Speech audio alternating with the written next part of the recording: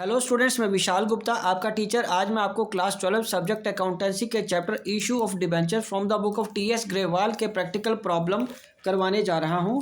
आज हम इस बुक का जो क्वेश्चन नंबर है वो करेंगे क्वेश्चन नंबर 14 और question number 15, 14 and question number 15। ठीक है स्टूडेंट्स, इससे पिछले जो क्वेश्चंस हैं 13 तक वो मैं अपनी वीडियो में मेरे चैनल पे अपलोड कर चुका हूँ। आप मेरे चैनल को सब्सक्राइब कर लीजिए और वहाँ से क्वेश्चंस देख लीजिए।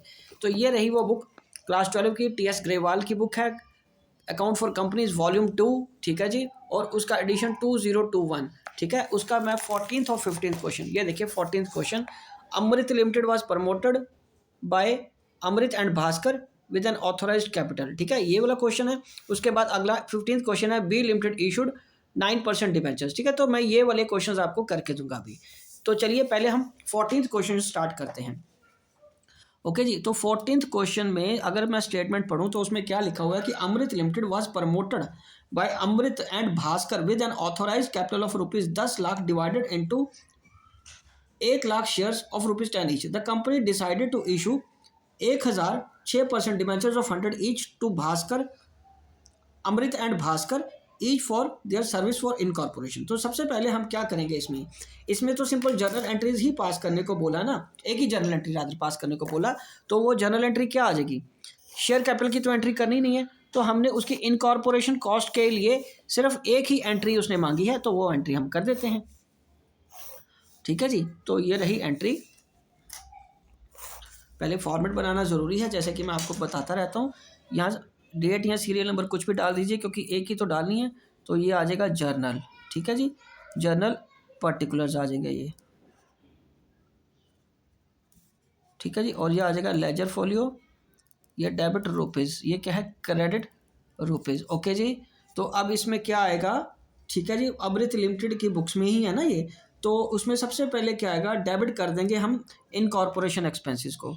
इनकॉर्पोरेशन एक्सपेंसेस और प्रीलिमिनरी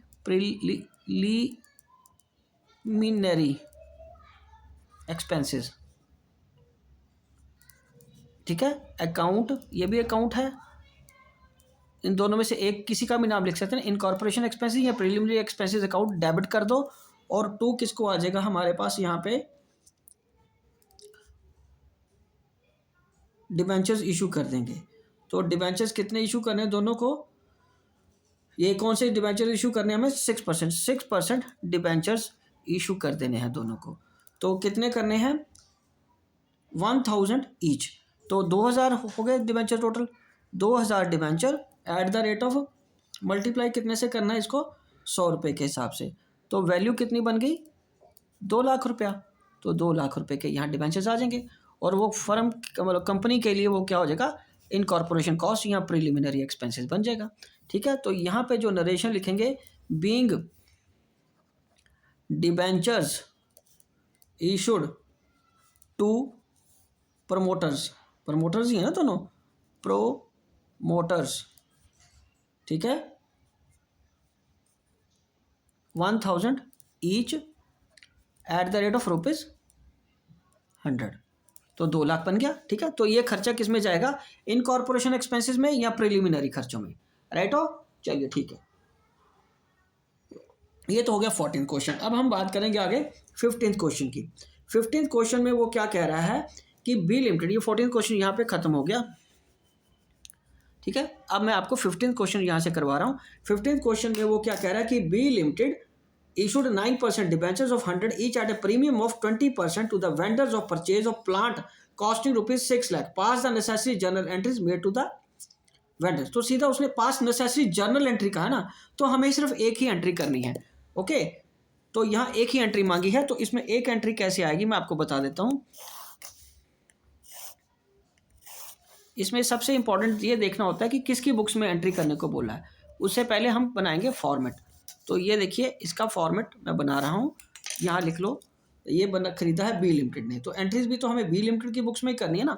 तो in the books of B. ठीक है, तो ये बन गया जर्नल, ये आ गया डेट, ये है पर्टिकुलर्स,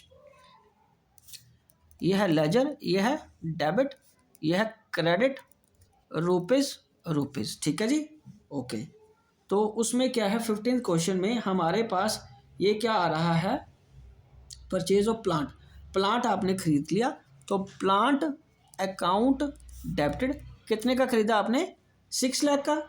उसको तो पेमेंट कितनी करनी है आपने, 6 लाख की। अब यहाँ पे नंबर ऑफ डिबेंचर्स निकालने हैं, नंबर ऑफ डिबेंचर्स निकालने हैं। वो कैसे आएगा, परचेज कंसिडरेशन